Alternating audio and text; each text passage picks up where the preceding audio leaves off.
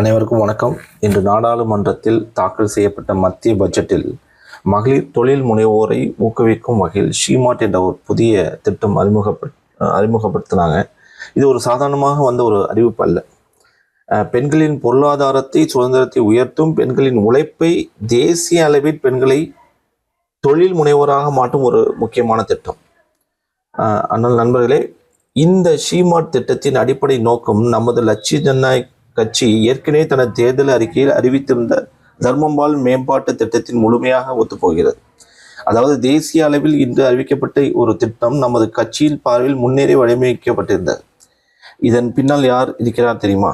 புதுச்சேரி மக்களின் நலனுக்காக பெண்களின் முன்னேற்றத்தை மையமாக கொண்டு எதிர்காலத்தை முன்பே கணித்து திட்டமிட்ட நமது தலைவர் திரு ஜோஸ் சார்லஸ் மார்ட்டின் அவர்களின் தீர்க்க தரிசனமான அரசியல் பார்வைத்தான் இன்று தேசிய அளவில் முக்கியத்துவம் பெறுகிறது. நண்பர்களே, அரசியல் என்பது பதவிக்காக அல்ல, அரசியல் என்பது விளம்பரத்திற்காக அல்ல, மக்களின் வாழ்க்கையை மாற்றுவதற்காகத்தான் அரசியல். அந்த மாற்றத்தை சிந்தித்தவர், அந்த மாற்றத்தை திட்டமிட்டவர், அந்த மாற்றத்தை நடைமுறைக்கு கொண்டு வந்தவர் நமது தலைவர் ஜோஸ் சார்லஸ் மார்ட்டின் அவர்கள்.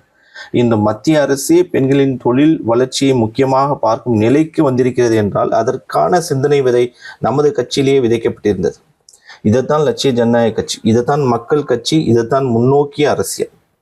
புதுச்சேரி மக்களே, பெண்கள் முன்னேறினால் குடும்பம் முன்னேறும், குடும்பம் முன்னேறினால் சமூகம் முன்னேறும், சமூகம் முன்னேறினால் நாடு முன்னேறும். இந்த உண்மையை செயல்படுத்திய தலைவருடன் தான் நாம் பயணிக்க வேண்டும். இந்த மாற்றத்தை உருவாக்கிய கட்சியுடன் தான் நாம் ஒன்றிணைய வேண்டும். வருங்கால புதுச்சேரியின் வளர்ச்சிக்காக, பெண்களின் சுயமரியாதையை, இளைஞர்களின் வேலைக்காக லட்சிய ஜனநாயக கட்சியை வலுப்படுத்துவோம். நம்ம தலைவரின் கரங்களை பலப்படுத்துவோம்.